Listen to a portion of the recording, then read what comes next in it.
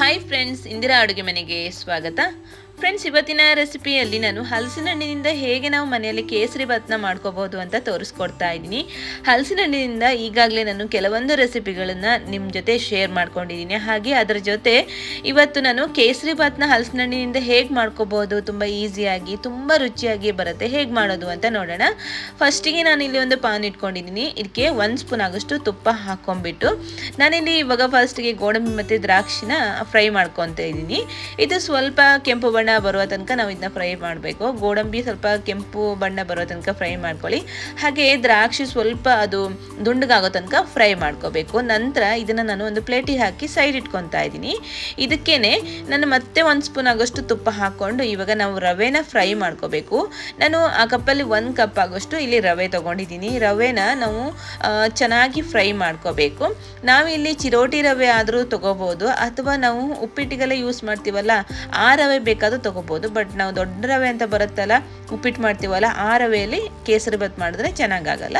ಇವಾಗ ಇದಿಷ್ಟು ಸ್ವಲ್ಪ ಫ್ರೈ ಮಾಡಿಕೊಂಡು ಸೈಡ್ ಇಟ್ಕೊತಾ ಇದ್ದೀನಿ. ನಂತರ ಇನ್ನೊಂದು ಪಾನ್ ಇಟ್ಕೊಂಡಿದ್ದೀನಿ. ಇದಕ್ಕೆ ಇವಾಗ ನಾನು 2 ಸ್ಪೂನ್ ಆಗೋಷ್ಟು ತುಪ್ಪನ ಹಾಕ್ಕೊಂಡಿದ್ದೀನಿ. ಇದಕ್ಕೆ ನಾನು ಹಲಸಿನ ಹಣ್ಣನ್ನ ಗ್ರೈಂಡ್ ಮಾಡಿ ಇಟ್ಕೊಂಡಿದ್ದೀನಿ, ಒಂದು ಬೌಲಿಗೆ ಹಾಕಿ ಇಟ್ಕೊಂಡಿದ್ದೀನಿ. ಅದನ್ನು ಇವಾಗ ಇಲ್ಲಿ ಫ್ರೈ ಮಾಡ್ಕೋಬೇಕು. ಆಲ್ರೆಡಿ ತುಪ್ಪ ಹಾಕ್ಕೊಂಡಿದ್ನಲ್ಲ, ಇದ್ರ ಜೊತೆ ಒಂದು 5 ನಿಮಿಷ ನಾವು ಇದನ್ನ ಫ್ರೈ ಮಾಡ್ಕೋಬೇಕು. ಇಲ್ಲಿ ನೀವು ಹಲಸಿನ ಹಣ್ಣು ಎಷ್ಟು ಬೇಕಾದರೂ ಹಾಕೋಬಹುದು, ಜಾಸ್ತಿ ಹಾಕ್ದಂಗೂ ಫ್ಲೇವರ್ ತುಂಬ ಚೆನ್ನಾಗಿ ಬರುತ್ತೆ. ಹಾಗಾಗಿ ಎಷ್ಟು ಬೇಕಾದರೂ ಹಾಕೋಬಹುದು. ಹಾಗೆ ನಾವು ಇದಕ್ಕೆ ಸಕ್ಕರೆ ಸೇರಿಸ್ಕೊಳ್ಳುವಾಗ ಸ್ವೀಟಿಗೆ ಅನುಗುಣವಾಗಿ ಸೇರಿಸ್ಕೋಬೇಕಾಗತ್ತೆ. ಇವಾಗ ನಾವು ಹಲಸಿನ ಹಣ್ಣು ಫ್ರೈ ಮಾಡ್ಕೊಳ್ಳೋಣ.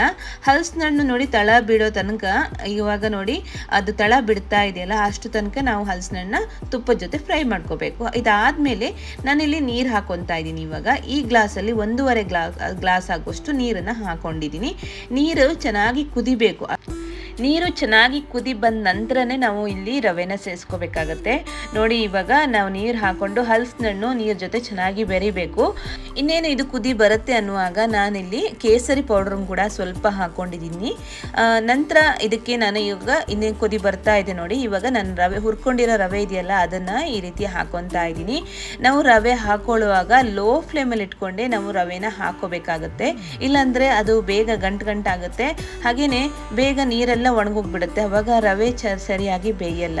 ಕೇಸರಿ ಭಾತ್ ಮಾಡುವಾಗ ನಾವು ಎಷ್ಟು ಚೆನ್ನಾಗಿ ರವೆ ಹುರ್ಕೊಂತೀವಿ, ಹಾಗೆ ಅದ್ರ ಜೊತೆಗೆ ಇವಾಗ ನೀರು ಹಾಕಿದ ಮೇಲೆ ಎಷ್ಟು ಚೆನ್ನಾಗಿ ನಾವು ಕುದಿಸ್ತೀವಲ್ಲ ಅದ್ರ ಮೇಲೆ ಡಿಪೆಂಡ್ ಆಗುತ್ತೆ. ಅದು ಚೆನ್ನಾಗಾದರೆ ಮಾತ್ರನೇ ಕೇಸರಿ ಭಾತ್ ನಾವು ಮಾಡೋ ಕೇಸರಿ ಭಾತ್ ತುಂಬ ಚೆನ್ನಾಗಿ ತುಂಬ ಟೇಸ್ಟಾಗಿ ಬರುತ್ತೆ ಫ್ರೆಂಡ್ಸ್.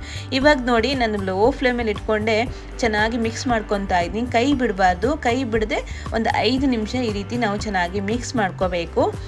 ನಂತರ ನಾನಿಲ್ಲಿ ಆಲ್ರೆಡಿ ಗೋಡಂಬಿ ದ್ರಾಕ್ಷಿನ ಫ್ರೈ ಮಾಡಿ ಇಟ್ಕೊಂಡಿದ್ನಲ್ಲ ಅದನ್ನು ಈಗ ಹಾಕೊತಾ ಇದ್ದೀನಿ. ಆಮೇಲೆ ಇದಕ್ಕೆ ನಾನು ಮತ್ತೆ ಸ್ವಲ್ಪ ತುಪ್ಪ ಕೂಡ ಹಾಕ್ಕೊಂಡಿದ್ದೀನಿ. ನಾವು ಎಷ್ಟು ತುಪ್ಪ ಹಾಕ್ದಂಗೂ ಕೇಸರಿ ಭಾತ್ ಒಳ್ಳೆ ಟೇಸ್ಟ್ ಕೊಡುತ್ತೆ. ಆಮೇಲೆ ಏಲಕ್ಕಿ ಪೌಡ್ರನ್ನು ಕೂಡ ಹಾಕ್ಕೊಂಡಿದ್ದೀನಿ. ಇದಿಷ್ಟನ್ನು ಹಾಕ್ಕೊಂಡ್ಬಿಟ್ಟು ಚೆನ್ನಾಗಿ ಮಿಕ್ಸ್ ಮಾಡ್ಕೋಬೇಕು. ನಾವಿಲ್ಲಿ ಎಷ್ಟು ತುಪ್ಪನ ಹಾಕ್ಕೊತೀವೋ ಅಷ್ಟು ಚೆನ್ನಾಗಿ ಕೇಸರಿ ಭಾತ್ ರೆಡಿ ಆಗುತ್ತೆ. ಕೇಸರಿ ಭಾತ್ಗೆ ತುಪ್ಪ ಅಂತೂ ತುಂಬಾ ಇಂಪಾರ್ಟೆಂಟ್ ಅಂತಲೇ ಹೇಳ್ಬೋದು. ಎಷ್ಟಾಗುತ್ತೋ ಅಷ್ಟು ಜಾಸ್ತಿ ಹಾಕಿದ್ರೆ ತುಂಬ ರುಚಿಯಾಗಿ ತುಂಬ ಟೇಸ್ಟಾಗಿ ಬರುತ್ತೆ. ಇದೆಲ್ಲ ಹಾಗೆ ಮಿಕ್ಸ್ ಮಾಡಿದ್ಮೇಲೆ ನಾನು ಲಾಸ್ಟಿಗೆ ಇನ್ನೇನು ಸ್ಟವ್ ಆಫ್ ಮಾಡ್ತೀವಿ ಅನ್ನುವಾಗ ನಾವಿಲ್ಲಿ ಶುಗರ್ನ ಹಾಕೋಬೇಕಾಗತ್ತೆ. ಈ ರೀತಿ ಮಾಡೋದ್ರಿಂದ ಕೇಸರಿ ಭಾತ್ ಅಂತೂ ಇನ್ನೂ ರುಚಿಯಾಗಿ ಬರುತ್ತೆ. ನಾವು ಯಾವತ್ತೂ ಕೇಸರಿ ಭಾತ್ ಮಾಡುವಾಗ ಫಸ್ಟಿಗೆ ಸಕ್ಕರೆನ ಹಾಕೋಬಾರ್ದು.